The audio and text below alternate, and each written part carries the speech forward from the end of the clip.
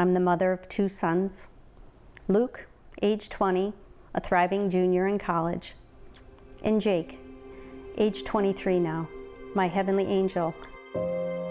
As Denise Pfeiffer sits in her living room reading me a letter about her son Jake, she has a strength most of us could never conjure up. I'm just a 20-year-old guy who asked for help. I just want my story to be told. You don't come back from something like this. Less than 6 days after being discharged from the inpatient facility, he took his own life. Somehow, Denise is still standing more than 2 years after her firstborn took his own life. He didn't want to be a burden.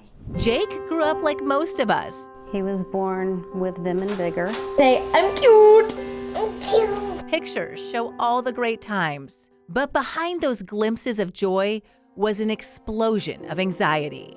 He would say, I feel like my heart's beating out of my chest. After that first anxiety attack, Denise tried to get Jake into a therapist, but it was a 4 to 6 month wait. Eventually, he got on anti-anxiety medications right as he was ending high school. What's actually going on behind the scenes here?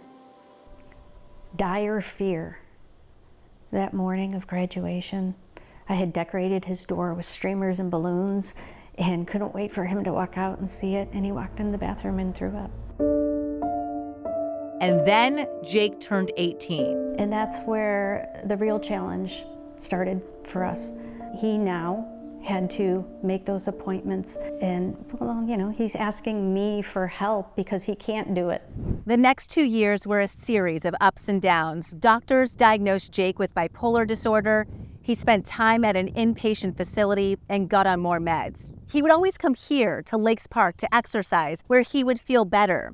But in another moment of crisis, Denise took her son to the ER. While there, Jake made comments about hurting himself and was Baker acted, which is a mandatory hold for up to 3 days if someone is deemed a danger to themselves or someone else. I saw all life leave him. Denise believes the Baker Act killed her son, and she wants it changed. I had stopped working to care for him. If they knew what his regimen was before and what he was doing to try to help himself, I totally believe it would have been a different outcome.